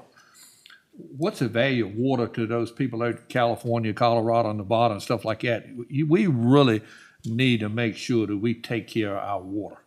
I think it's really important and all. And we got it's a beautiful place in Mecklenburg County, and I just don't think they help us a lot with these solar. So I think, just going forward, I know the Planning Commission, we have talked about things to kind of potentially limit them a little more than what we already have and all. And some, I hope that maybe going forward, we can work toward, to coming up to a better idea of what we need to do with these. No, that's all I got. All right, thank you. Mr. Hargrove? Thank you, sir. I do want to thank Mr. Jennings for correcting the young lady about agriculture, farm, and forestry is not part of it. That's what you told us when I first got in there. And plus forestry has told us that was a part of agriculture. And it's important, as Mr. Brinker has said, it refines the oxygen and so forth, the air. And so I thank you for doing that. And also, congratulations to you as being Vice Chairman. Yes, sir. And to you as well, Mr. Barber. But then again, my heart also grieved that it's kind of hard to accept change. Yeah. And but change is for the betterment, and we didn't all come here to live forever. So we have to accept change and move on. And so much is happening. We have our work cut out for 2023. But if God has brought us this far, He'll carry us even further. And I do appreciate that. And again, Happy New Year to all. And the twist today is Policeman Sheriff's National Police Appreciation Day. Yeah, and we want to appreciate all the policemen except for them sitting in the back. Knew that was coming. We ordered Mr. Hawkins a gold watch. It just hadn't come in yet. Thank you, Mr. Chairman. Thank you. Mr. Jennings. Thank you, Mr. Chairman. I first want to thank everybody for voting for me for Vice Chairman, and kind of hate the way that I got to that position. Mr. Spain, it's going to be a hard act to follow, and he was just a valued member of this board, and he certainly was a valued friend that I had in my life for the last 20-some years, working with him on this board. My goals are the same as they were when I came here in December of 1999, to more than supply the needs of the people of the county with the least amount of impact to the taxpayers. So that's kind of what I've got in mind as we go forward. Look forward to working with Alex on the next budget. And I know young folks like to shoot these emails all the time, but when you get to talking a lot of big money, I like to look somebody in the eye. So just remember that. But anyway, I can do the emails also. So I think we've got an ag meeting scheduled in March. Am I right on that, Judy? Didn't we talk about that at our last ag meeting, 8th or 9th of March? But anyway, look forward to Alex doing a presentation on the General Assembly at that time and how it affects the county and agriculture in the county and that kind of thing. And the girl did the presentation on the solar. I have to go back to that about timber, and it really, it's a slap in the face to the forestry industry to say that this is not agriculture. It is absolutely one of the most important pieces of agriculture in the state of Virginia. We got a topography in this state that's about as diverse as the state is, from coast to the mountains, and there are a lot of places that you can't plant soybeans and tobacco and corn and that kind of thing, and those places were meant for forestry land, and what that brings to the environment and all is invaluable to this state. And I think you've got a lot of people in this county that manage timber at just the highest level that it can be managed at, and they do an excellent job at it. And we can't ever discount the fact that forestry is agriculture. Right. So that's all I have, Mr. Chairman. Thank you. Thank you. I want to thank you all for electing me chairman again. I can't tell you how much it means, the confidence that you have in me, and I just appreciate it so much, and look forward to working with you again this year. And I want to congratulate Mr. Jennings on vice chairmanship, very, very well-deserved position. And I guess, and rightfully so, we'll probably be talking about Mr. Spain for a very long time to come. I miss him very much. I miss him walking through that door back there, and just aspire to be the kind of person that he was. And talking about Rick Carroll that was here, Rick is very involved in a lot of community projects, and there's a place in South Hill that it's run by the Methodist Church. It's called the Upper Room. I don't know if you're familiar with it or not, but it's Rick actually runs that with. It's amazing how many people donate their time to work there in that program, and you know, people donate stuff just like you would to Goodwill. People donate stuff, and it's sold for pennies, you might say, and every dime of that money goes back out into the community. Last year, the Upper Room, I believe, I think I'm pretty safe in saying this, it was like close to $50,000 they put back in the community from just selling $1, $2 items.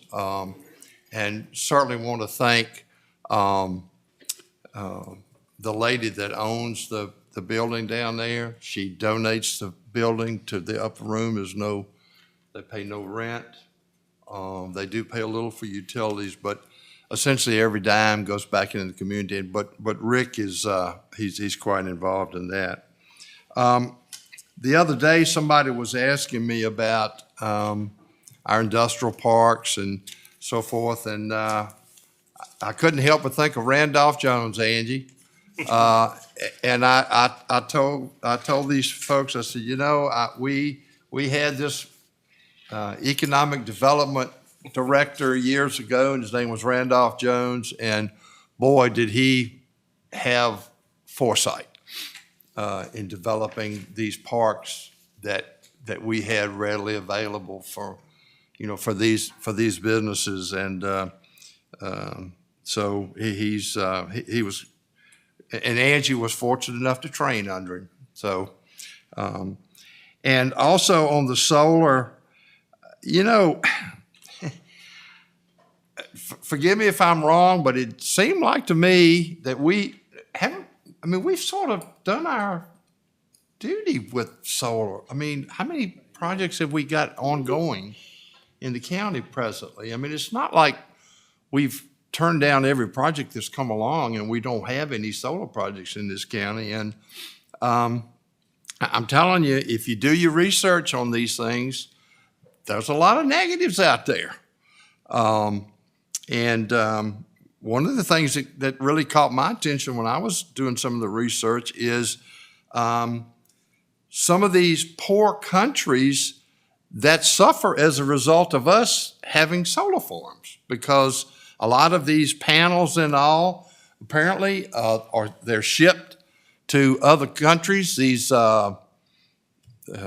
undeveloped countries, and they dispose of these panels through some pretty non-environmental methods, and so it affects the health of those people. But you don't hear about that. You don't hear about that. But anyway, get off my soapbox now. That's all I have. We do need to stand adjourned until January the 17th at 5 p.m. So anyone else have anything to bring before the board at this time? Yes, sir, if I may, please. Mr. Franklin, I had intended to vote Mr. Jennings in, but before he could finish, you had said I voted for Mr. Jennings. So next year, can I vote for him, please? Yeah. We'll work on that. I'm not committing nothing. All right, thank you, ladies and gentlemen. We are adjourned until January 17th.